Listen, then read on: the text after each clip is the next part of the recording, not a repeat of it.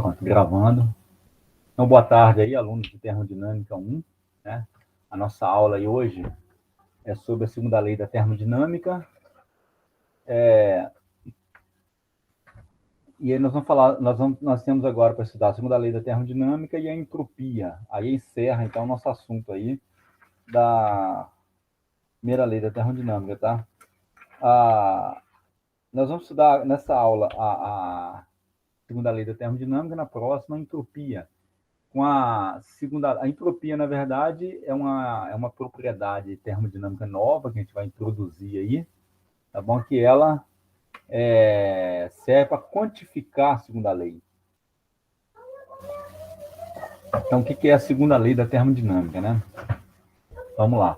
As referências aqui é o Moran Shapiro e Von Eulen. Peraí. Tá.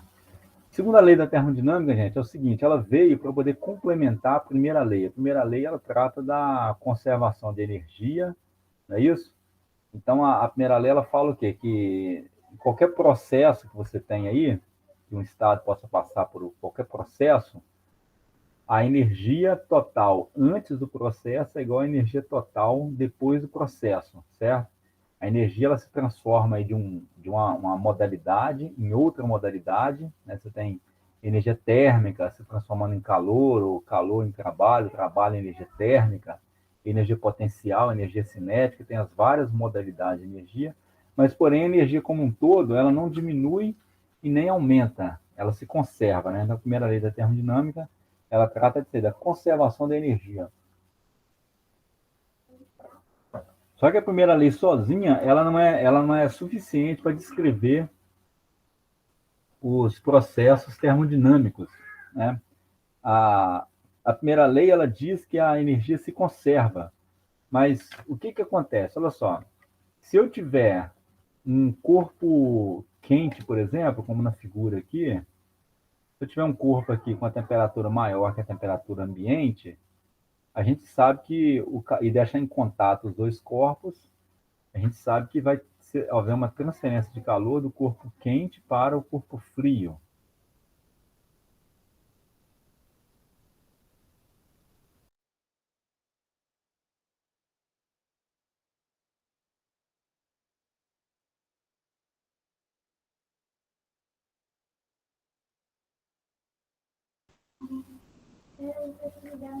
Oi, vocês estão me ouvindo? Sim, voltou. Tinha travado. Agora sim. Eu tinha perdido a conexão um pouquinho aqui. Hein? Então, a gente sabe, a primeira lei da termodinâmica, pela primeira lei, você pode quantificar. Ela diz que a quantidade de calor que cedido pelo corpo quente é exatamente igual à quantidade de calor recebida pelo corpo frio, não é isso? Não há perda de calor aí, não há perda de energia, na verdade, a energia se conserva, ok? Mas, porém, pela primeira lei sozinha, eu poderia dizer também que um corpo frio transferiu calor para um corpo quente, e aí você equaciona, você pode dizer que a quantidade de calor que saiu do corpo frio é a mesma quantidade que chegou no corpo quente. Então, a primeira lei da termodinâmica, ela é obedecida nesse processo. Por quê? Porque se eu falar que 100 kJ saiu do corpo quente e foi para o corpo frio, ou se eu falar que 100 kJ foi cedido do corpo frio para o corpo quente, todos os dois processos estão de acordo com a primeira lei da termodinâmica, certo? Que diz apenas que a energia se conserva. Mas nas experiências do cotidiano, né? E as experiências que pode ser observada aí, que alguns processos ocorrem e outros não. Ou seja, existe um sentido aí de que as coisas ocorrem. Que sentido é esse? Por exemplo, o calor ele vai sempre do corpo mais quente para o corpo mais frio. Ou naturalmente ele vai do corpo mais quente para o corpo mais frio. Né? Isso é um processo. O, um outro processo, uma tendência, um outro sentido de processo que acontece é que quando você tem imagina só um corpo, um bloco deslizando em cima de um plano, o que acontece? Você tem ali energia mecânica sendo transformada em calor através do atrito. Mas o contrário você não observa. Você não observa. Imagina que você tem um corpo, um bloco rolando em cima de um processo, um bloco rolando em cima, um bloco deslizando em cima de um plano. Aí o que acontece? Vamos imaginar que um bloco com a velocidade de 10 metros por segundo, ele deslizando em cima de um plano, certo? Aí, devido ao atrito que existe ali, ele para. Ou um carro, né? Pega um carro aí, um automóvel, a, sei lá, 20 km por hora, um automóvel a 20 km por hora. Se você bota ali no ponto morto, tira o pé do acelerador e deixa o carro livremente, sem estar engrenado, né, com o motor, mesmo se você numa pista horizontal, a gente sabe que o carro vai parar. Ele, na pista horizontal, assim, não há nem subida nem descida, né?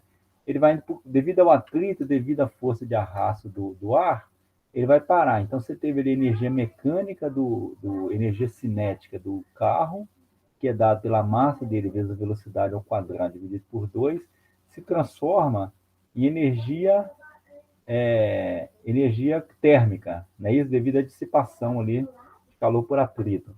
Mas o contrário você não observa. Se o carro estiver parado, a energia térmica vindo do meio ambiente para o carro, você não observa isso. Então, outro sentido de processo. O outro a gente pode exemplificar com isso aqui, com essa figura. Olha só. Aqui tem um gás dentro um recipiente aqui, uma hélice, certo? E com a roldana aqui e um peso pendurado. Se eu deixar livremente, o que acontece? Esse peso ele vai cair e vai, devido à força, ao efeito da gravidade aqui, e vai girar essa polia, onde vai girar essa hélice. Se eu considerar aqui que o meu sistema é o gás, a fronteira do sistema aqui é a superfície interna aqui do recipiente, né, em contato com o gás, o que acontece? Eu vou ter trabalho sendo transferido para o gás. Que trabalho é esse? Esse trabalho essa hélice girando aqui, não é isso? Se eu chegar na fronteira do sistema aqui, eu tenho um eixo girando, eu vou ter um trabalho. Esse trabalho aqui, a potência transferida para o gás aqui vai ser potência torque multiplicado por rotação, certo? Torque multiplicado por rotação aí. Agora, imagine, então, esse trabalho, ele vai agitar essa hélice aqui, ela vai girar, vai agitar o gás, não é isso? E aí, vai tender essa energia mecânica transferida pela hélice aqui, vai se vai se dissipar em calor dentro do gás. Aí, imagine que você tem uma temperatura inicial aqui de 20 graus, esse gás tenderia a aquecer, mas aí vamos supor que esse gás aquece esse peso que cai de uma determinada altura, vamos supor que esse peso cai de uma altura de 10 metros. Aí o trabalho aí realizado é mgh, né? Isso, o trabalho é a diferença de energia potencial.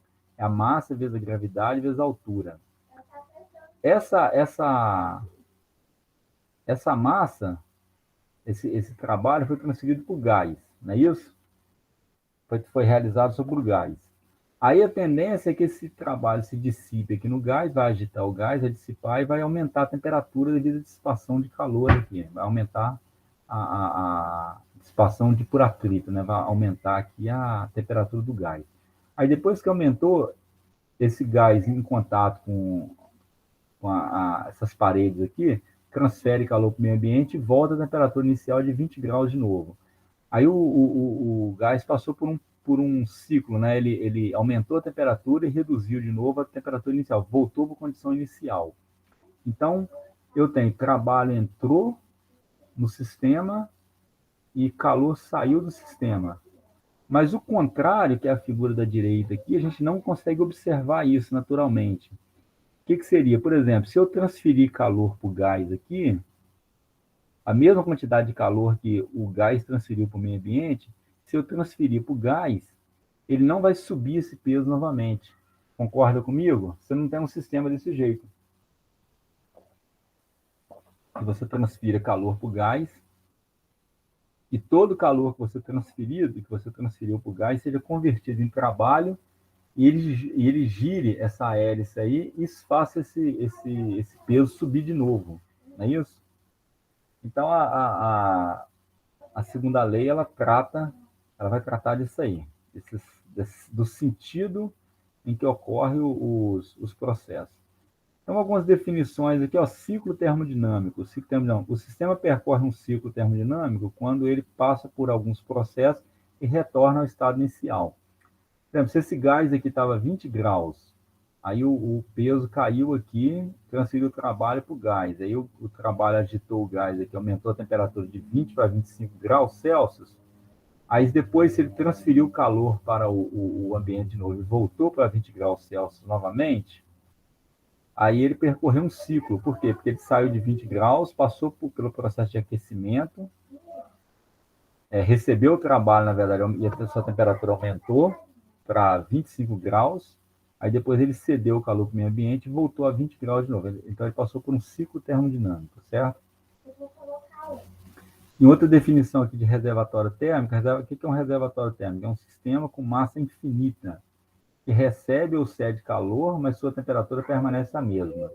Um exemplo disso aí na prática pode ser modelado pelo oceano e atmosfera. Né? Se você ceder calor para a atmosfera ou para o oceano, uma máquina, imagina um sistema, uma máquina ou um equipamento cedendo calor, por exemplo, ou recebendo calor do oceano ou da atmosfera, ele não aumenta a temperatura da atmosfera do oceano, por quê? Por causa da quantidade de massa. Então, na segunda lei, que a gente vai usar essa ideia de ciclo termodinâmico e a ideia de reservatório térmico.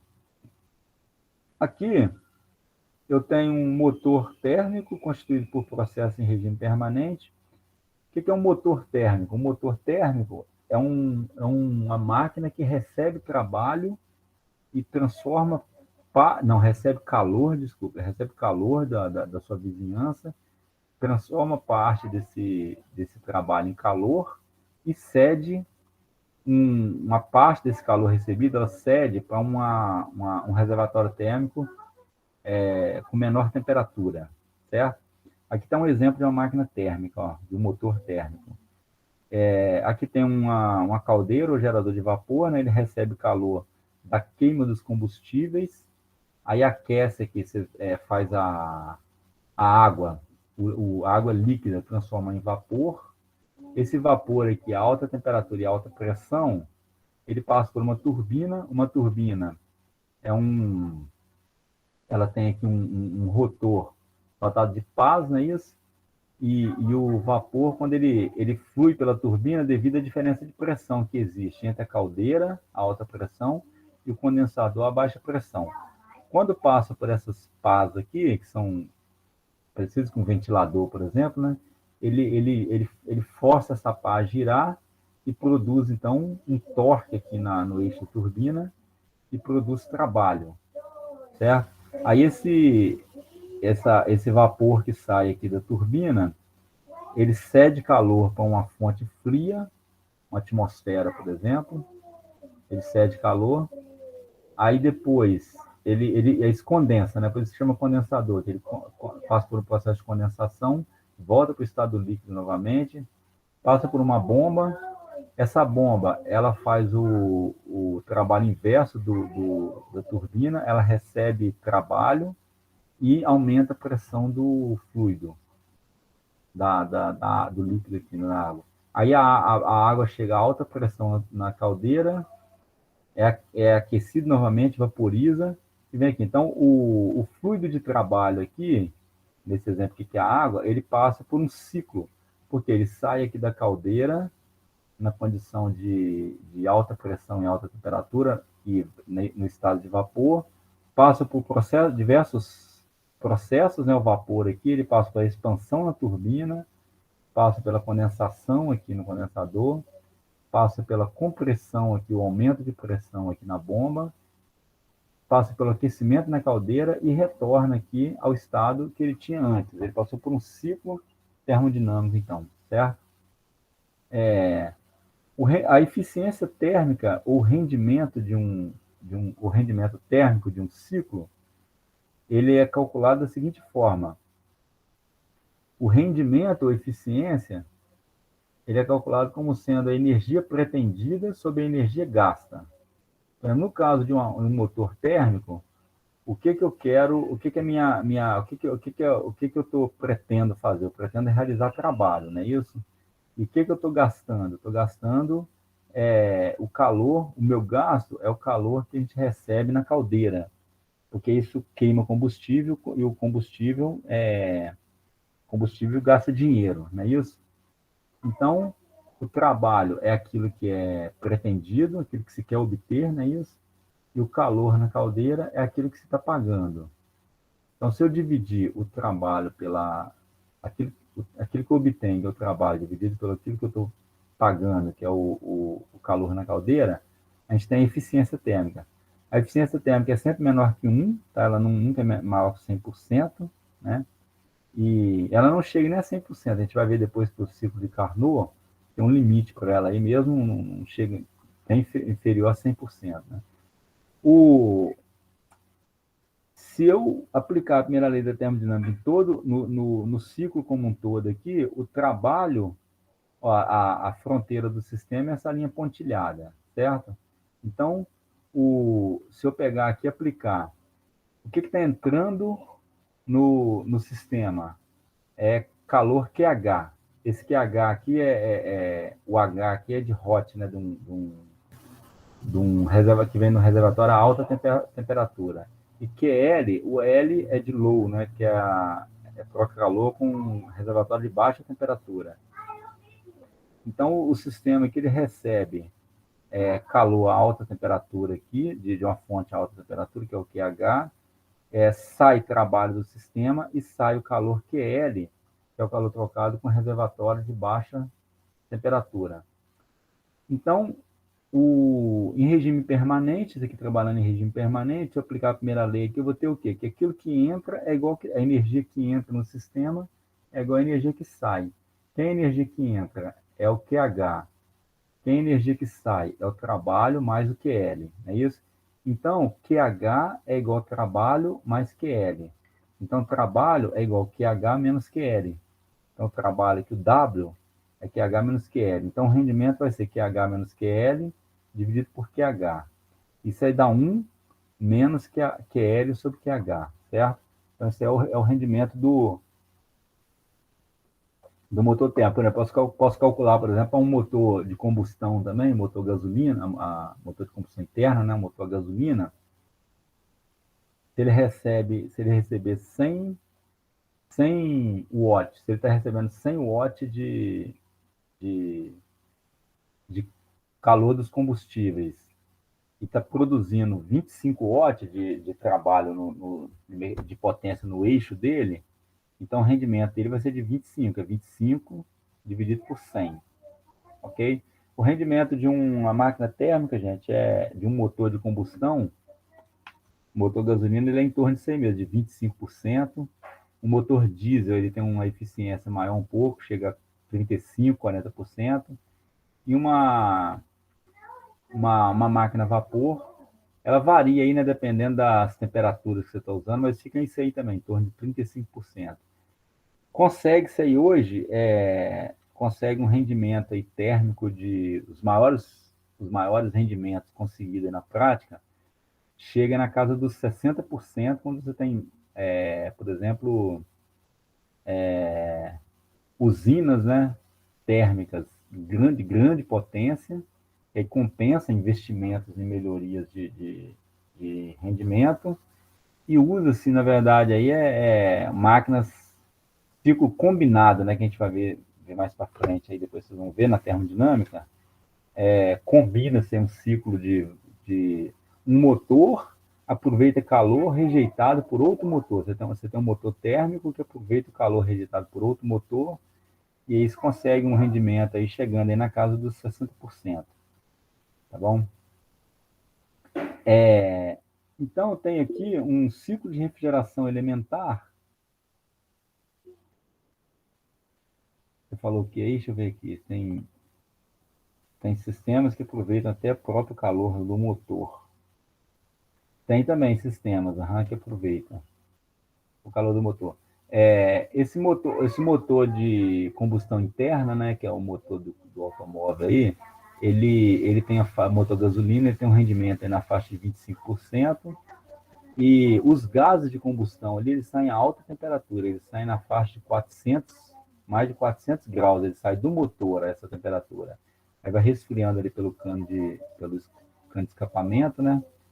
E ele sai bem alto. Essa energia ela poderia ser aproveitada, né? Energia. Tanto é que na indústria, em alguns casos, eles têm aplicações de que aproveita esses gases aí a alta temperatura, na 400, 450 graus, e faz um outro ciclo para gerar energia. Aí disso aí que se consegue aí um rendimento muito alto. Aqui tem um sistema de refrigeração. O sistema de refrigeração é o inverso, o refrigerador é o inverso de um motor térmico. O motor, ele recebe. Se vocês tiverem dúvida aí, vocês podem falar, tá? Pode pausar a aula aí e falando. A aula 5, né? É isso mesmo, né? Então, o refrigerador, ou a máquina de refrigeração, né? Ela é o inverso do motor. No caso do motor, o que acontece? O motor ele recebe calor da vizinhança e produz trabalho, não é isso? O refrigerador ele recebe trabalho aqui no compressor aqui e transfere calor de uma fonte a baixa temperatura para uma fonte a alta temperatura. Lembra-se que lá no início a gente falou lá que o calor ele espontaneamente ele vai de um corpo quente para um corpo frio, certo? Você pega uma xícara de café e deixar em cima da mesa ali a alta temperatura, 80 graus, por exemplo, em contato com ar a 25 graus Celsius, o que vai acontecer? Depois de um tempo, passar um tempo suficiente aí, o café ele vai chegar na temperatura do ar, né? Isso, 25 graus. Por quê? Porque o calor vai ser cedido do corpo quente para o corpo frio, até que a temperatura ali chega na temperatura de equilíbrio. A gente não observa o contrário, a gente não observa o calor não passa do ar a 25 graus, ele não vai para o café a 80 graus. Naturalmente ele não vai, mas porém existe um equipamento que faz essa transferência de calor sim de um corpo a baixa temperatura para um corpo a alta temperatura, que é o refrigerador. O refrigerador, o que ele faz? Se você pegar uma geladeira, por exemplo, ele pega ali o ambiente interno da geladeira, que está aí vamos supor, a 5 graus, né, 10 graus, ele retira calor daquele ambiente a 10 graus e joga esse calor e transfere esse calor para a atmosfera, não é isso? Transfere esse calor para a atmosfera. Então, o refrigerador ele faz esse processo aí, transferir calor de um sistema de baixa temperatura para um sistema de alta temperatura. Ele faz assim, ó, o compressor que ele faz aqui, ó, o compressor ele comprime um gás aqui, aí esse gás, a alta pressão e alta temperatura, ele passa por passa aqui por um condensador. Imagina que esse compressor na geladeira, no caso da geladeira, lá ele comprime um gás aqui até cerca de 80 graus. Com 80 graus, a temperatura dele está maior que a temperatura da atmosfera, né? Ambiente. Então ele cede calor para a atmosfera e condensa. Certo? É um fluido apropriado, né? Que tem uma característica de condensar nessa situação aí. Aí ele sai daqui do condensador como líquido.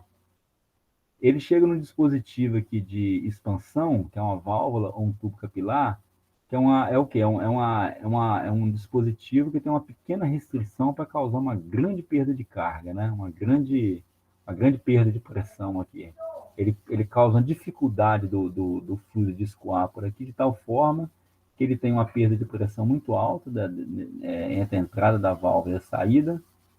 Aí ele sai aqui a baixa temperatura. Quando ele passa por essa expansão, a temperatura dele cai.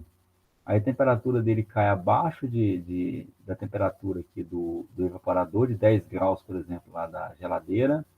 Aí, vamos supor que chega aqui a menos 10 graus. Aí, ao passar pelo evaporador, ele consegue retirar calor, então, de um ambiente mais frio.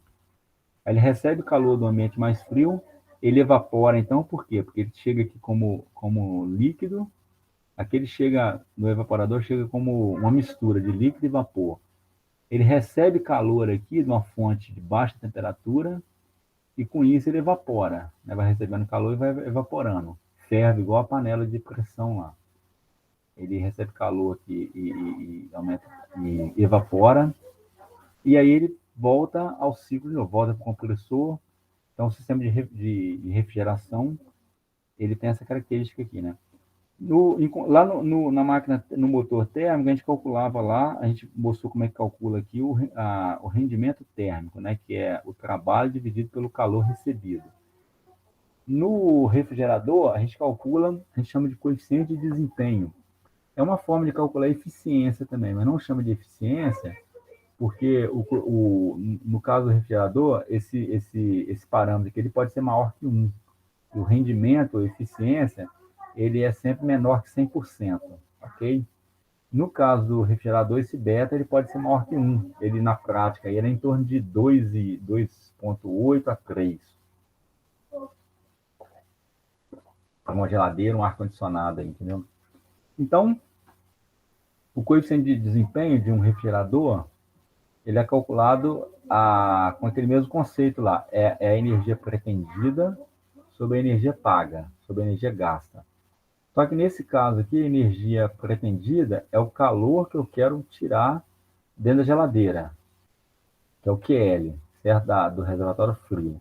E o que eu estou pagando? O que eu estou pagando é a energia elétrica lá no compressor, certo? A energia que aciona o compressor, que é o trabalho no compressor.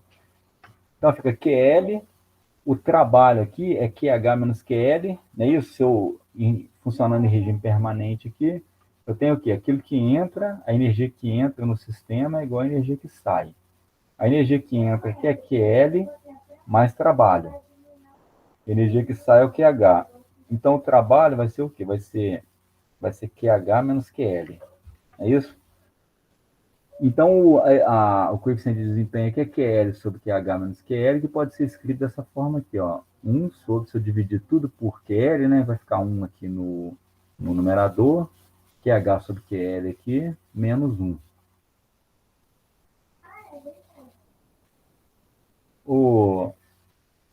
Os enunciados da segunda lei da termodinâmica aí, né?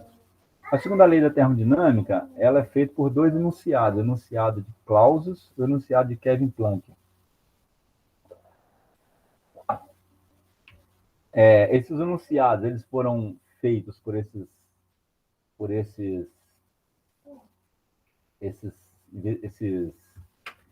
cientistas aí. Eles fizeram baseado mesmo na prática, tá? Não foi nenhuma dedução matemática. Newton, por exemplo, Newton chegou em muitas. O Isaac Newton, ele chegou em muitas conclusões que ele teve. Ele chegou através de algumas coisas observando, mas muitas coisas fazendo uma dedução matemática, certo? Aquilo que ele observava. No caso da segunda lei da termodinâmica, os enunciados dela eles chegaram, né, nesse enunciado, através de observação prática mesmo. Isso em 1800 e pouco, e de lá para cá, nunca se observou o contrário desses enunciados, tá? Quais são os enunciados, então, da segunda lei? São esses dois enunciados aqui. O enunciado de Clausius, ele diz o seguinte, ó: é impossível para qualquer sistema operar de tal maneira que o único resultado seja a transferência de calor sob a forma de calor. Desculpa. É impossível para qualquer sistema operar de maneira que o único resultado seja a transferência de energia sob a forma de calor de um corpo mais frio para um corpo mais quente. Então, o que ele fala aqui, ó? Não é impossível você transferir calor de um corpo frio para um corpo quente. O refrigerador ele faz isso, né? Como a gente acabou de ver aqui. Só que ele diz o seguinte, ó: o que você não consegue é transferir calor de um corpo frio para o corpo mais quente, e de tal forma que o único resultado seja esse. Ou seja, você consegue simplesmente transferir calor de um corpo frio para um corpo quente sem fazer mais nada. No caso do refrigerador, você consegue fazer isso, mas porém você gasta trabalho aqui, no compressor para realizar essa tarefa, certo? Então, o enunciado de Clausius, ele diz isso aqui: você não consegue transferir calor de um corpo frio para um corpo quente sem você fazer outros efeitos, né? Essa palavra único aqui, ó, de tal maneira que o único resultado seja esse. E o enunciado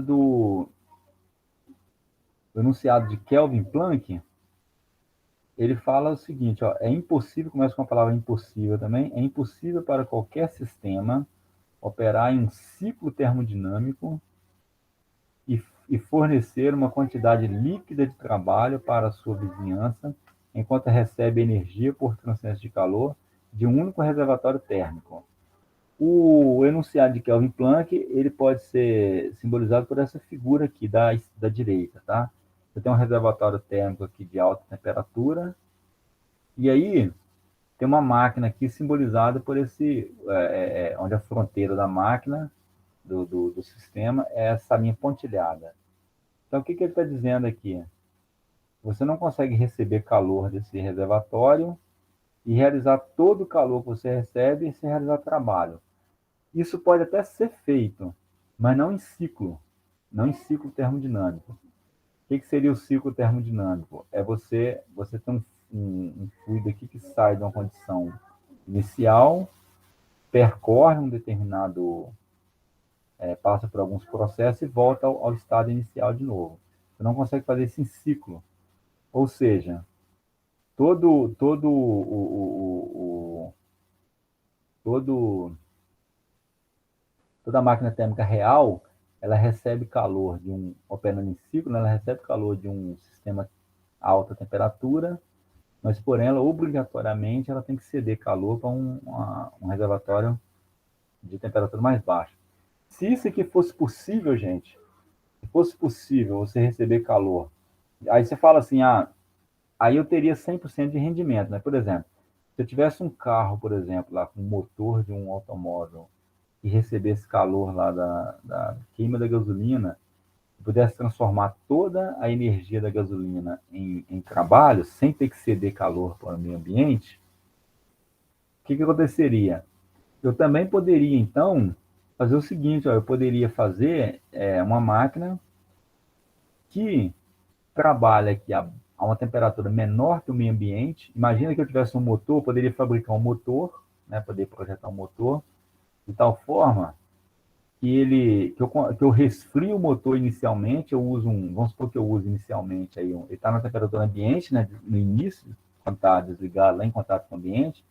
Aí se isso aqui fosse possível, esse esquema aqui na figura da direita, se fosse possível, eu poderia pegar um motor, vamos supor, aí eu vou lá e tiro e uso um refrigerador para baixar a temperatura dele para 20 graus abaixo de zero, por exemplo, 20 graus. Aí o que faz? Ele começa a receber calor da atmosfera. Então, a atmosfera a 25 graus cede calor para o motor que está a menos 25 graus. Aí, se esse motor transformar todo o calor que ele recebe em trabalho, ele não vai aquecer. Concorda? Por quê?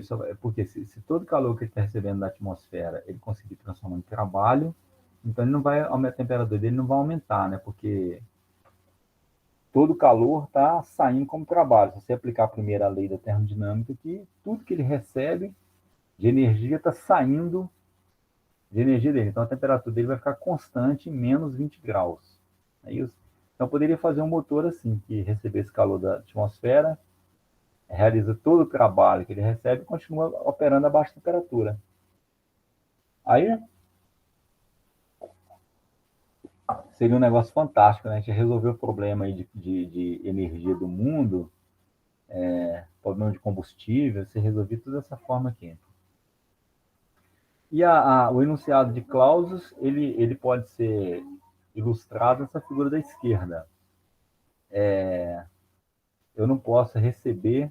aqui está, na barra da esquerda, pode acontecer, né? Transferir calor de um corpo quente para um corpo frio, sim.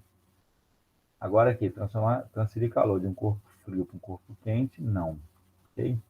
Então, esses aí são os enunciados da segunda lei da termodinâmica. A segunda lei da termodinâmica se baseia nesses dois enunciados aí, ok?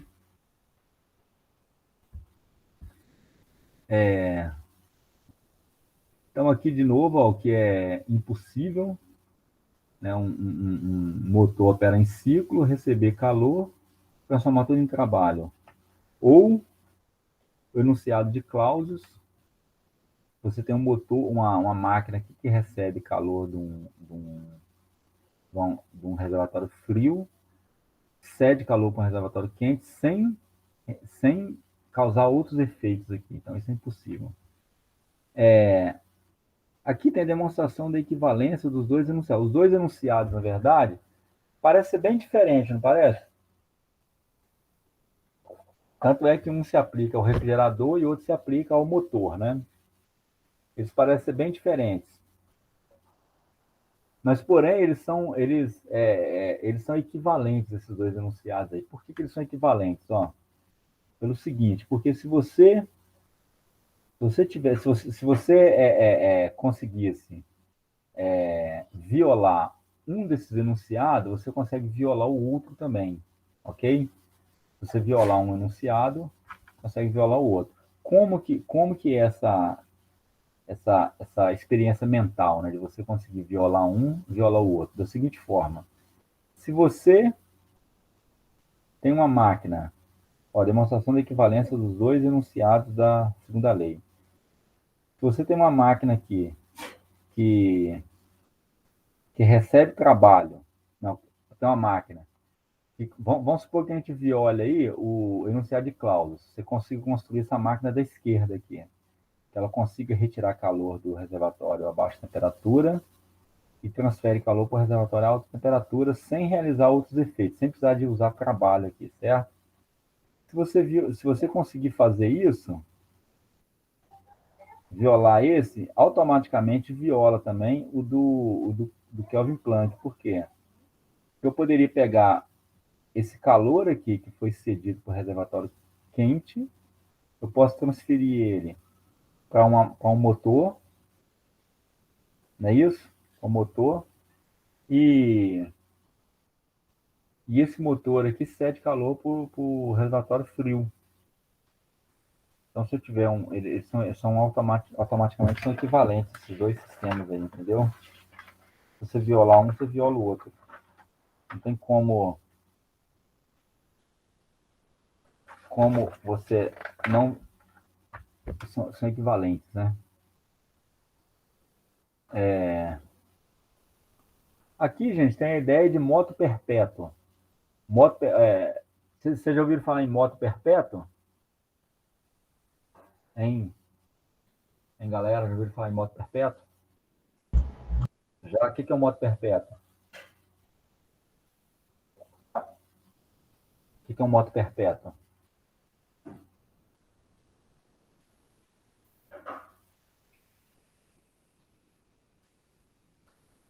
Lá, responde aí o que é moto perpétua. Enquanto vocês pensam aí, eu vou fazer a chamada aqui. Arthur, hoje é 30, né? 30/9/21. Quem tá aí, então? Arthur Barbosa, Guilherme Laporte. Deixa eu botar logo aqui colocar na minha planilha aqui de controle aqui. Dá licença. Então tem os alunos, vou colocar aqui. Tá. Peraí, deixa eu fazer uma chamada. Termo 1. Então quem tá aí? Arthur Barbosa, né? Ó, hoje 30/9. Arthur Barbosa. Guilherme Laporte.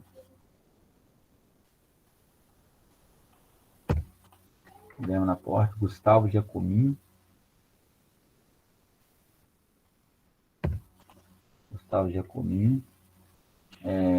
Solimara Mazzolini.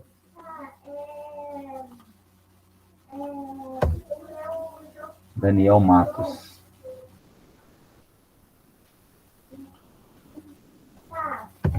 Ok.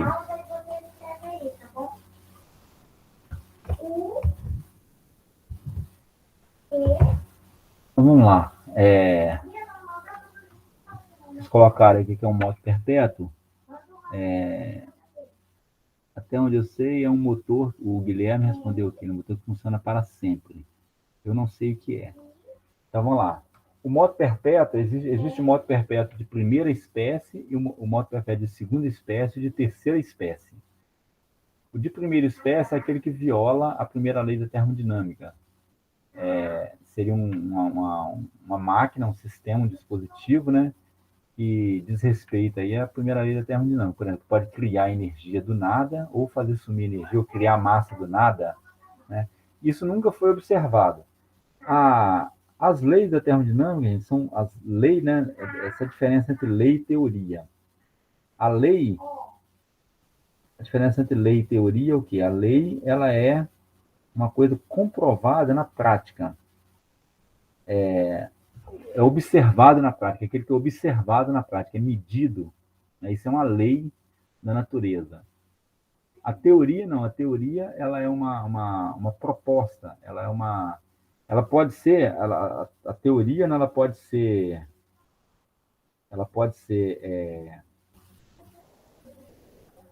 comprovada, mas se ela for totalmente comprovada, ela vira uma lei, né? 100% comprovada, ela vira uma lei. Por exemplo, a teoria, eu vou dar um exemplo para vocês.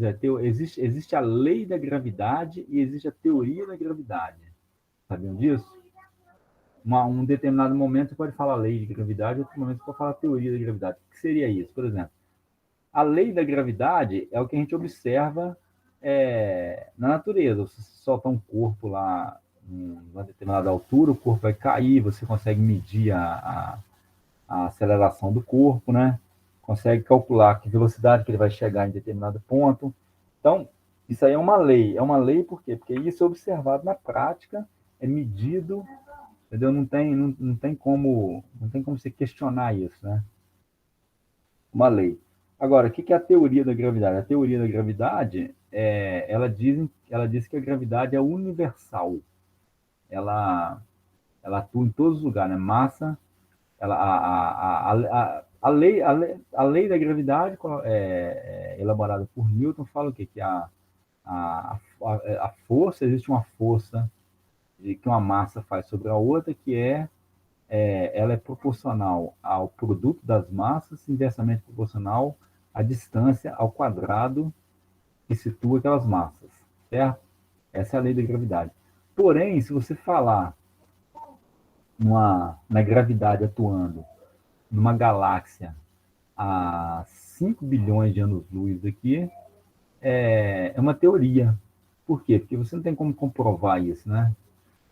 É claro, existem experimentos aí que você pode, de repente, pode comprovar, mas nem tudo, mas de que falando que a gravidade ela é universal, ela atua em todos os lugares do universo, é uma teoria. Por quê? Porque você não consegue medir isso em todos os lugares do universo. Se você tiver uma galáxia muito distante, existem lugares distantes que você consegue medir, né? Por observação, pelo movimento de uma galáxia, você consegue medir. Mas se você tiver uma outra que você não mediu ainda, meu amigo, aí é teoria. A lei da termodinâmica, as leis da termodinâmica, pelo próprio nome, né, que é lei, elas são de observação. Foi observado isso e não se chegou, não se observou até hoje que alguém pudesse construir um moto perpétuo. Então, o que é o moto perpétuo? Né? O moto perpétuo de primeira espécie é aquele que viola a primeira lei da termodinâmica. Pode criar massa ou criar energia, não é isso? Ou perder ou fazer desaparecer massa ou energia, né? Esse é de modo perpétuo de primeira espécie. O modo perpétuo de segunda espécie é aquele que viola a segunda lei da termodinâmica. Ele não viola a primeira, ele obedece à primeira lei da termodinâmica, a conservação da energia, porém ele viola a segunda. Esse aqui, ó, modo perpétuo de segunda espécie. O modo perpétuo de segunda espécie seria algo assim, ó, que ele recebe, por exemplo, ele retira calor de uma fonte, de um reservatório térmico baixa temperatura, um oceano, por exemplo. Você tem uma bomba de calor aqui, ele recebe QL, cede um calor QH para uma fonte, um reservatório de alta temperatura. Aí, esse reservatório, veja que ele está incluído aqui no sistema. Desse reservatório, o calor QH, ele passa para um motor, e o motor, ele transfere, ele realiza trabalho, aí parte desse trabalho, ele usa para movimentar a bomba de calor. Bomba de calor, vocês não devem ter visto essa nomenclatura ainda, na bomba de calor é uma máquina de refrigeração, também é um sistema de refrigeração, só que a diferença entre a gente chama de bomba de calor, chama de refrigerador, dependendo do que você quer transferir. Quando você quer retirar calor de um ambiente, de um corpo frio, aí você chama de refrigerador, que é o caso da geladeira, ou do freezer, ou do ar-condicionado. E quando seu objetivo é ceder calor para um ambiente mais quente, aí você chama de bomba de calor. A bomba de calor ela é usada em países frios, né, como o Canadá, por exemplo, a Suécia. O pessoal usa lá seria um ar-condicionado colocado ao contrário, um ar-condicionado que você coloca o condensador dele para dentro do quarto e o evaporador dele fica em contato com a superfície externa. Ou seja, ele retira calor lá do ambiente mais frio, que está, vamos supor, menos de 0 grau, e cede calor para dentro do quarto, que é um ambiente mais quente. Ó, aí nesse caso aqui, a bomba de calor, a parte do trabalho realizado pelo motor vem para a bomba de calor, passa na bomba de calor, e uma parte do trabalho sai aqui como trabalho líquido. Se você pegar aqui o sistema que está desenhado aqui, que está indicado aqui, na verdade, com essa linha pontilhada, veja bem, nessa linha pontilhada, né, na região, aqui que está no interior dessa linha pontilhada, o que está acontecendo? Está entrando calor QL nele e está saindo um trabalho aqui, que é chamado de trabalho líquido, que é o trabalho W menos W', que é igual a QL. Pela primeira lei da termodinâmica, né, pela conservação da energia, esse trabalho líquido que sai aqui tem que ser igual o QL que está entrando. Então, ele é uma máquina que recebe calor de uma fonte fria e transforma esse calor em trabalho. Seria como você receber calor da atmosfera e transformar todo o calor da atmosfera em trabalho, ok? Seria muito bom se tivesse isso, mas infelizmente não existe essa máquina, tá? Até hoje não consigo construir ainda, né? O modo perpétuo de segunda espécie. O modo perpétuo de terceira espécie é uma máquina que não tem atrito, cujo atrito é zero. O processo reversível. O processo reversível é o seguinte, ó, é um processo em que o sistema passa por alguns processos, é um sistema, não, é um processo em que o sistema passa por alguns processos, que ele passa por algumas alterações, e retorna ao estado inicial sem causar nenhuma alteração nas vizinhanças. Olha só, a palavra reversível na termodinâmica, ela tem uma conotação diferente da palavra reversível comumente usada aí. Por exemplo, quando uma pessoa está com uma determinada doença, e aquela doença pode ser curada, aí às vezes se fala assim na medicina, né? Fala assim, a situação dele é reversível, quer dizer, que pode voltar ao estado inicial novamente, né? Por exemplo, imagina um cara que sofreu um acidente aí, por exemplo, e fraturou a coluna, não é isso? Aí quando fala assim, a situação dele é reversível, significa que ele vai voltar a andar novamente, certo? Ele vai voltar ao estado que ele tinha anteriormente. Só que a palavra reversível na termodinâmica ela tem um sentido diferente. Processo reversível não é só aquele que o sistema volta ao estado inicial, como no cotidiano, que eu acabei de dar um exemplo aí, né? Reversível significa voltar ao estado inicial e todo sem causar nenhum dano ao meio ambiente, sem causar nenhuma alteração ao meio ambiente, entendeu? Seria, por exemplo, um processo reversível seria igual esse aqui, ó. Vamos voltar aqui. O processo reversível seria esse aqui, por exemplo. Ó. Nesse caso aqui, o peso caiu, né, transferiu o trabalho para o gás aqueceu, através do atrito aqui da hélice girando, o gás aqueceu, e aí depois esse gás cedeu, aí o gás aumentou a temperatura, depois esse gás cedeu o calor para o meio ambiente e voltou à temperatura inicial dele de 20 graus, certo? Vamos supor assim. Ele estava a 20 graus, o peso caiu aqui, o trabalho foi transferido para o gás. Devido ao atrito aqui da hélice com gás, e do gás com gás mesmo, ele aqueceu para 30 graus, por exemplo, depois ele cede calor para o meio ambiente e volta para 20 graus de novo. É o processo de ida. Agora, o processo de volta, imagina aqui que eu tenho o calor transfere, o calor é transferido do meio ambiente para o gás, e o gás gira e retorna, o peso volta de novo para o estado inicial aqui, superior. Aí seria um processo reversível, entendeu? Na prática, o processo reversível não acontece. Seria, por exemplo, também a ideia de um processo reversível seria você fazer o seguinte, seria você imaginar o seguinte, uma bomba captando água de uma cisterna, ela joga água na caixa, certo? Então ela gastou uma energia elétrica ali. Se você pegasse essa água, vamos supor que ela transferiu 1.000 litros de uma cisterna para uma caixa, certo? Uma bomba d'água.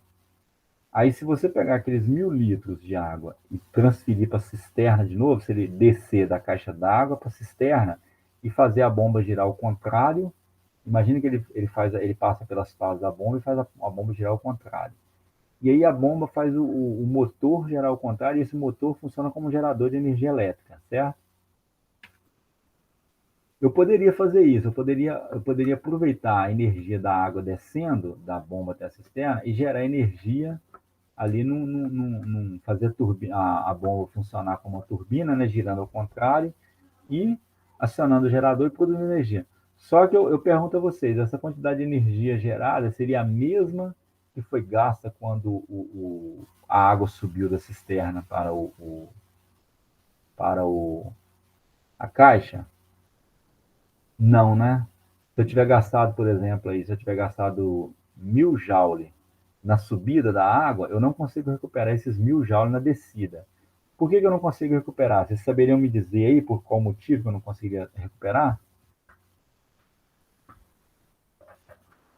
Fala aí, gente. Fala aí no microfone aí para poder ouvir. Fala aí.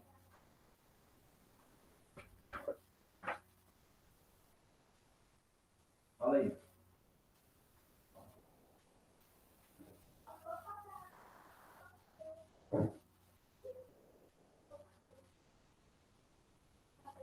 Hein? O Guilherme, fala aí, Guilherme.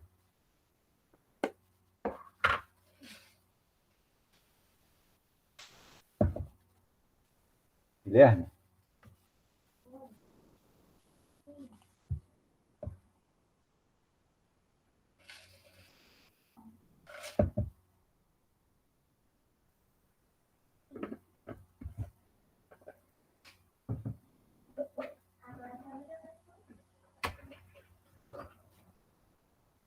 Gustavo?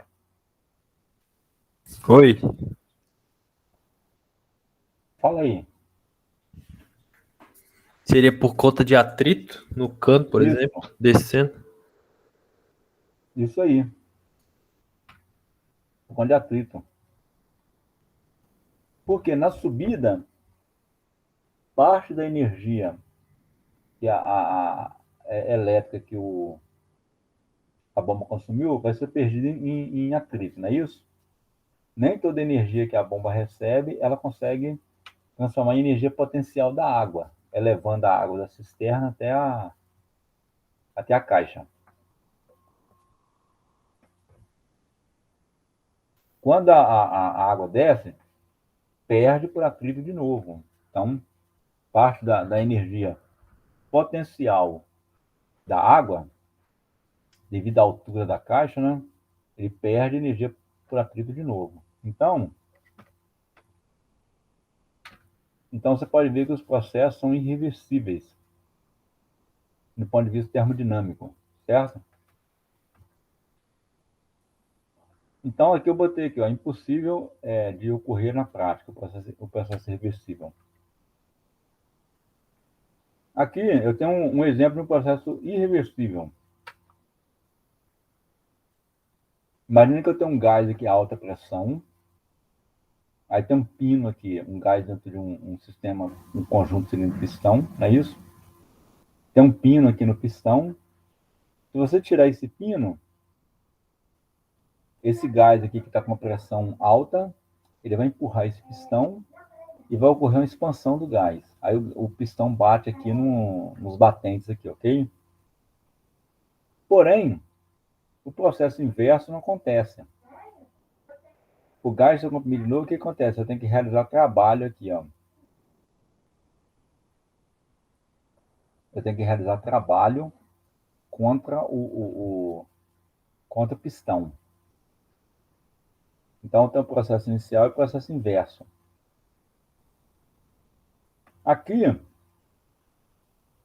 veja bem, eu coloquei aqui que a gente não tem processo reversível, não acontece na prática.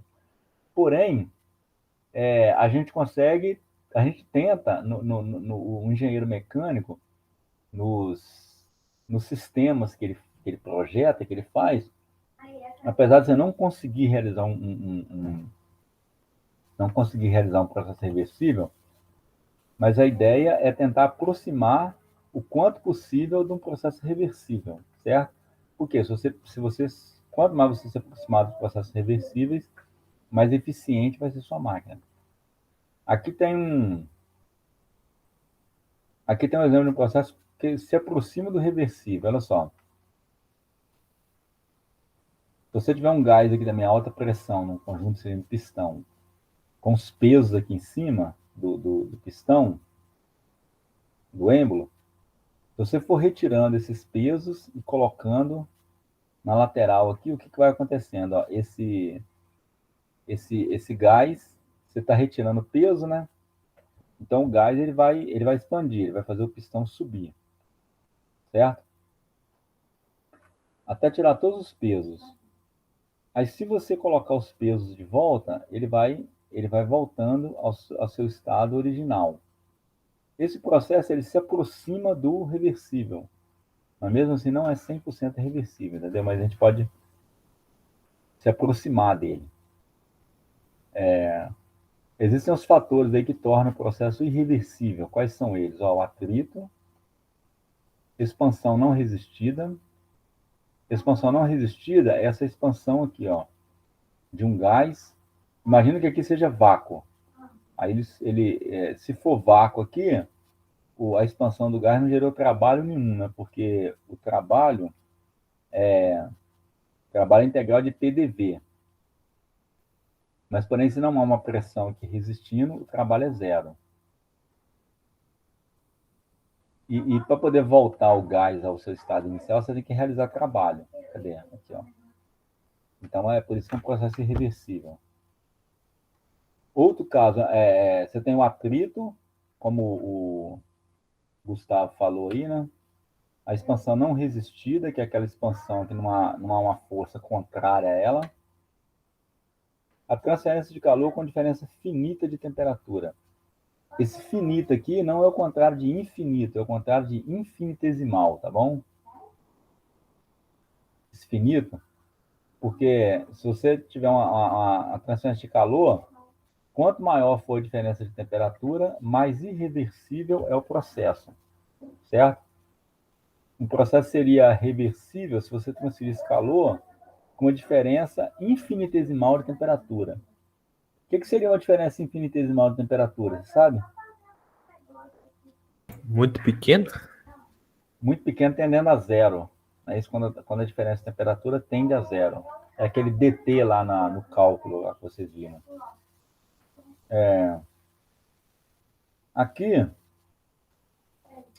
a demonstração de que o atrito torna irreversível o processo. Ó.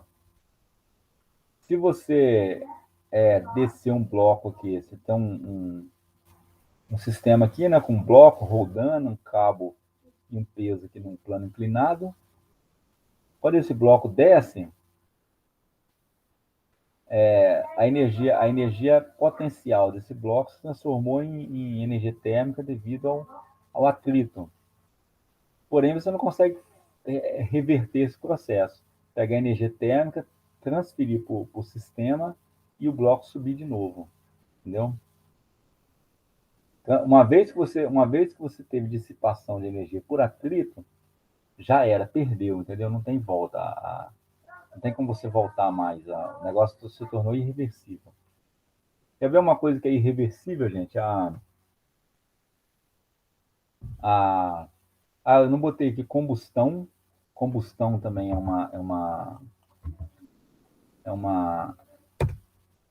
um processo irreversível. Combustão, tá? Eu acho que parou. Minha tela sumiu para vocês aí. Parou, sumiu. Uma janela. Vou voltar aqui.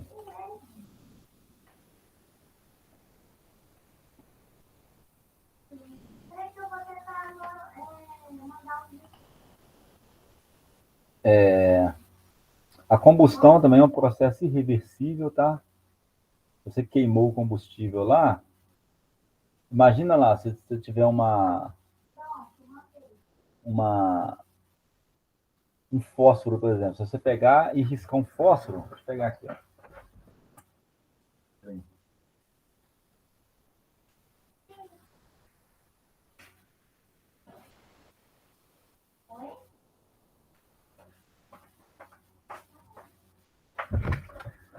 Vocês estão vendo a minha imagem aí ou estão vendo só o slide?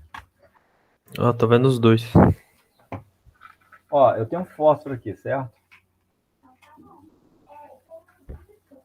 Esse fósforo tem a pólvora aqui e tem a madeira. Se eu chegar aqui, ó, risquei o fósforo, né?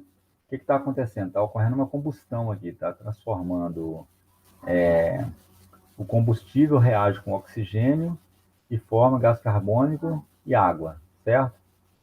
Agora, eu conseguiria fazer esse processo inverso? Consigo fazer esse processo inverso? Do ponto de vista da palavra reversível, como eu falei no cotidiano, até consegue, né? Por quê? Porque o gás carbônico e o vapor de água formado naquela combustão, depois ele vai chegar lá numa planta, a planta vai captar esse gás carbônico, capta o gás carbônico, capta a água que ela pega do solo e transforma isso em madeira de novo. Então, ele faz o processo inverso, ok? Captou aí? Faz o processo inverso. Porém, do ponto de vista termodinâmico, isso causou uma alteração no meio ambiente. Por quê? Porque para fazer esse processo inverso, a planta, né, que faz lá através da clorofila, ela precisa de usar luz. E a luz, gente, ela vem do sol, não é isso? E o sol também, ele faz um processo lá que é totalmente irreversível.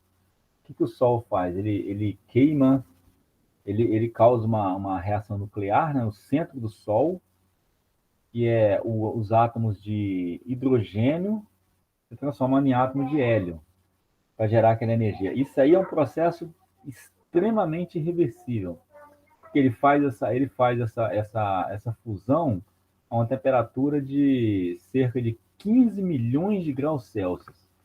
Então, olha só o gasto. A segunda lei da termodinâmica aí, nesse caso, ela ocorre aí bem clara, entendeu? Você tem um processo para fazer o processo inverso dessa madeira aqui, ó, essa madeira se transformando em gás carbônico e vapor de água, para voltar esse vapor de água e esse gás carbônico para voltar a ser madeira de novo. Olha só o que precisa. Precisa de uma reação nuclear a 15 milhões de graus Celsius. para fazer isso. É um sistema extremamente irreversível. Outros processos, outros fatores aqui que tornam o processo reversível é a mistura de duas substâncias. Se você misturar duas substâncias, aí você não consegue reverter isso sem alterar nada na vizinhança, entendeu? Uma resistência elétrica também. A resistência elétrica, a dissipação ali, né? Quando você tem aquele RI ao quadrado, né? Dissipação de energia elétrica em calor, efeito Joule, né? E a combustão, como eu falei para vocês aqui.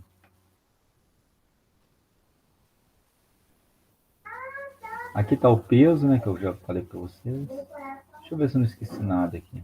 Não. Aqui os fatores que tornam ainda, aqui você tem a expansão não resistida. Ó. Se você tiver aqui um gás nesse sistema, no lado esquerdo do sistema, e vácuo no lado direito. Aí, se esse estado inicial tem uma película separando aqui, se essa película for rompida, o que acontece? Esse gás ele volta, ele se espalha por todo o sistema, né? Ele vai preencher todo o sistema, que onde estava vácuo vai ser preenchido por gás. Porém, esse gás, gente, ele não volta para o estado inicial dele espontaneamente. Imagina que esse sistema seja isolado, seja completamente isolado. Aí você tem uma membrana aqui separando o gás da região com vácuo. Essa membrana é rompida. Esse gás, então, ele preenche todo o sistema aqui, certo? Só que esse gás, ele não volta de novo para a posição dele, né? No sistema isolado aqui, ele não volta. Para ele voltar de novo, você precisa de realizar trabalho. Você chega com um pistão aqui, ó, gastar um trabalho para empurrar esse pistão contra o gás e fazer esse gás voltar ao volume inicial dele. Processo inverso, certo? Só que na termodinâmica a gente tem processo que a gente chama de processo internamente reversível. O que é um processo internamente reversível? Olha só. Aqui dá um exemplo para vocês. Ó. Aqui tem uma figura da esquerda, tem aqui um conjunto cilindro-pistão, aí tem água aqui dentro, onde é estado saturado, e onde tem uma parte da água está no estado líquido e parte vapor, certo? Aí, o que acontece? Ó? Se você estiver em contato com um reservatório aqui que tem uma temperatura T mais dt, quer dizer, uma temperatura infinitesimalmente maior que o sistema líquido-vapor aqui, você transfere calor para cá, certo? E aí, parte desse líquido aqui vai se transformando em vapor e o pistão vai subindo, certo? Se você tiver um sistema agora, o mesmo sistema, aqui líquido e vapor dentro de uma mistura líquido e vapor dentro de um conjunto cilíndrico pistão, em contato com o reservatório, só que esse reservatório agora está na temperatura T mais delta T, ou seja, uma temperatura bem maior que a temperatura do sistema líquido-vapor. Você transferiu o calor para esse sistema, você não consegue transferir calor de volta, não é isso? Esse processo aqui ele é irreversível. E o processo da esquerda é um processo reversível. Certo? Por quê? Porque eu estou transferindo calor a uma temperatura infinitesimalmente maior. Porém, o que acontece no sistema aqui, dentro do sistema líquido-vapor, é a mesma coisa que acontece na esquerda. Ou seja, para o sistema, se eu tiver aqui fora uma diferença infinitesimal de temperatura, uma diferença finita de temperatura, não há diferença no sistema aqui. Então, o que eu posso dizer? Eu posso dizer que esse sistema aqui da direita, ele é internamente reversível. Por quê? Porque as irreversibilidades estão fora do sistema, ok? Então, na termodinâmica, apesar de a gente não ter um processo reversível na realidade, existem as considerações que a gente faz aí, que a gente joga as irreversibilidades para fora do sistema Então, a gente tem um processo internamente reversível. Ou seja, dentro do sistema não há irreversibilidade. As irreversibilidades estão fora do sistema, certo? Então, tem essa definição aí na termodinâmica. O ciclo de Carnot agora. O ciclo de Carnot, ele é um ciclo que possui maior rendimento entre dois dados reservatórios térmicos, né? ATH e TL, e todos os processos são reversíveis. Logo, o ciclo inteiro também é reversível. Como é que é o ciclo de Carnot? O ciclo de Carnot, ele recebe calor aqui de um gerador de vapor, de um reservatório a alta temperatura, gera vapor, esse vapor passa por uma turbina, né, tudo com processo reversível.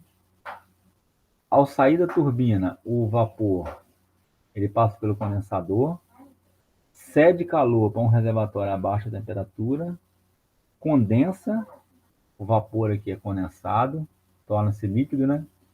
Esse líquido entra numa bomba e essa bomba aumenta a pressão e faz voltar ao estado inicial aqui no gerador de vapor. Repare aqui que o eixo da turbina está conectado com o eixo da bomba. Então, parte do trabalho da turbina é usado para acionar a bomba. A bomba consome muito menos trabalho que a turbina, né? E o que sai aqui já é trabalho líquido. Então, o ciclo de Carnot, ele recebe um calor QH aqui do reservatório quente, cede calor QL para um reservatório frio e realiza o trabalho, certo? Todos os processos são reversíveis e ele é o ciclo que dá o maior rendimento. Ó, os processos aqui que o ciclo de Carnot está submetido, deixa eu fazer uma correção aqui. Saiu minha tela aí? Acho que saiu, né? Aí.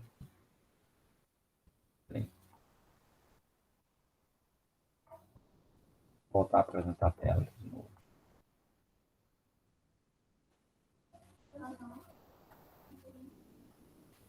Só arrumar a figura aqui.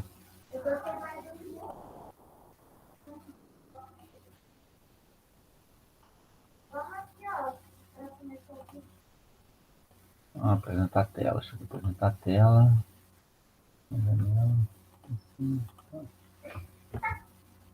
Está apresentando aí. Ó, o ciclo de Carnot ele tem os seguintes processos. Um processo isotérmico reversível, no qual o calor é transferido para o sistema, que é o que acontece na caldeira aqui. Aqui, gente, é caldeira ou condensador, entre parênteses aqui, porque se for esse nome entre parênteses, é se eu fizer o processo inverso. O processo inverso aqui seria um refrigerador. Então, se eu tiver um refrigerador, ele vai fazer, o fluido vai percorrer o sentido contrário aqui, não é isso? E ele vai, então, retirar calor QL de um reservatório frio e ceder calor para um reservatório quente, recebendo trabalho aqui, que está pontilhado, tá vendo? Mas vou considerar aqui a situação no motor térmico. O motor térmico, então, ele vai, o processo 1 aqui, ele recebe calor, é um processo isotérmico no qual ele recebe calor do reservatório quente, que é o que acontece no gerador de vapor. No gerador de vapor ocorre um processo que é aquecimento isobárico. Ele aquece aqui a pressão constante. Na turbina, ocorre o processo de expansão adiabática. Certa expansão é uma queda de pressão, né, mas sem troca de calor. No condensador, ocorre um resfriamento isobárico também, ou seja, a pressão constante. E na bomba ocorre uma compressão adiabática. Então, eu tenho dois processos isobáricos e 2 processos isotérmicos, ok? Todos os processos são reversíveis.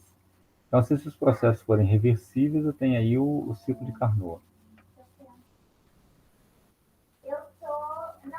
Aqui, ó, a demonstração de um ciclo de Carnot operando entre 2 reservatórios térmicos é o que apresenta maior rendimento térmico. Eu tenho aqui um arranjo motor térmico, né? Vou demonstrar aqui o motor irreversível. Ó, se eu tiver um caso de um motor irreversível e um motor reversível, o motor reversível apresenta maior rendimento térmico, que é o motor de Carnot. Ok? O rendimento de Carnot, o rendimento de Carnot, ele é rendimento térmico, ele é o trabalho dividido pelo QH, não é isso? E é 1 menos QL dividido por QH. Isso aí também é 1 menos TL sobre TH, onde TL aqui é a temperatura do reservatório frio e TH a temperatura do reservatório quente. E o coeficiente de desempenho de Carnot, que é beta, é a energia que você está obtida, que é o QL, no caso do refrigerador de Carnot, é o QL dividido pelo trabalho, que é o que você está pagando, que é o trabalho no compressor. Isso é QL, QH menos QL, que pode ser dado, no caso do ciclo de Carnot especificamente, você pode transformar esse QL menos QH menos QL dividido por QH menos QL, por isso aqui, ó, TL dividido por TH menos TL. Eu vou mostrar isso aqui depois, eu vou só apresentar essa equação, porém a gente vai demonstrar isso aqui depois quando precisar entropia na próxima aula. Nós vamos demonstrar essa igualdade aqui, ó, que 1 menos QL sobre QH é igual a 1 menos TL sobre TH. E esse aqui também, ó. Nós vamos demonstrar essa igualdade usando a propriedade de entropia, que será na próxima aula. Ok? Então, essa aula é isso aqui, gente. Por aí, acabamos por aqui, tá? A segunda lei da termodinâmica se encerra também, é um assunto rápido de serviço, né? E nós vamos entrar em entropia. A entropia vai entrar aí equações, vamos fazer exercícios, tá? Aí é um assunto que demanda mais tempo, mas a segunda lei só ela é rápida, ok? Então ficamos por aqui. Dúvidas aí? Tem algum comentário a ser feito? Tranquilo. A segunda lei da termodinâmica, gente, ela começou a ser estudada aí nos anos 1800, né, para poder avaliar eficiência das máquinas. Foi devido ao engenheiro francês Sade Carnot. Foi dado esse nome do ciclo em homenagem a ele. Ele começou a estudar a questão de eficiência de máquinas térmicas, não é isso? E a segunda lei, aí disso aí vieram alguns autores, né, que chegaram aí a elaborar a segunda lei da termodinâmica. Começou com Carnot fazendo esses experimentos através de rendimento térmico, e você vê que a Revolução Industrial, que começou em 1750, lá com a invenção da máquina térmica, da máquina a vapor, feita por James Watt, na época, eles não se preocuparam muito com eficiência. Eles vieram se preocupar 100 anos depois aí, né, da invenção da máquina a vapor, de James Watt. Cerca de 100 anos depois, eles começaram a se preocupar, então, com a questão da eficiência, a quantidade de combustível gasta. Né? No início, eles ficaram tão empolgados com essa questão de conseguir transformar calor de um combustível em trabalho, a empolgação foi tanta que eles nem se preocuparam aí com eficiência, né? Depois de anos, aí, eles começaram a se preocupar com eficiência. Aí veio, então, o ciclo de Carnot, a elaboração do ciclo de Carnot, vieram os enunciados da segunda lei da termodinâmica. E, gente, a segunda lei da termodinâmica, apesar dela ser uma lei física, né, estudada aqui na termodinâmica, mas hoje ela é avaliada também em outras áreas de conhecimento. Hoje a filosofia, por exemplo, ela já a segunda lei da termodinâmica é aplicada também na sociologia, na filosofia, na administração, na economia.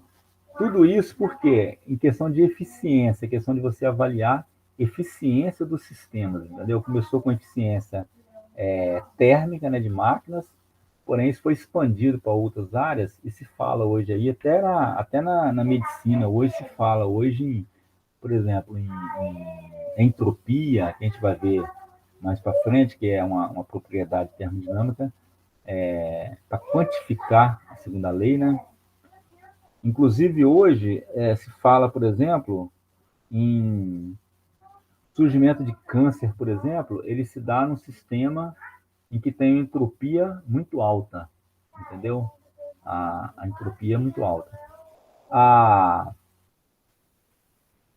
gente vai ver depois, né, o que é entropia aí na próxima aula direitinho, mas é uma sequência, é uma continuidade aqui do assunto de segunda lei da termodinâmica, ok? A segunda lei da termodinâmica, o enunciado mais geral dela, diz o seguinte, que todos os sistemas, eles tendem à degradação e tendem à morte do sistema ao fim. Todos os sistemas naturais, né, sem exceção, eles estão sujeitos à degradação, ou seja, eles vão se degradando com o tempo e tende a ter um fim, entendeu? A chegar a um fim. Então, nenhum sistema aí escapa aí um sistema natural escapa da segunda lei, ok? Tudo está sujeito a degradação e morte e fim com o tempo. Essa é uma notícia triste, né, que a segunda lei da termodinâmica traz para a gente, mas ela enuncia isso aí. Tudo está sujeito ao desgaste, tudo está sujeito à degradação, tudo está sujeito a um fim. Ok? Ok.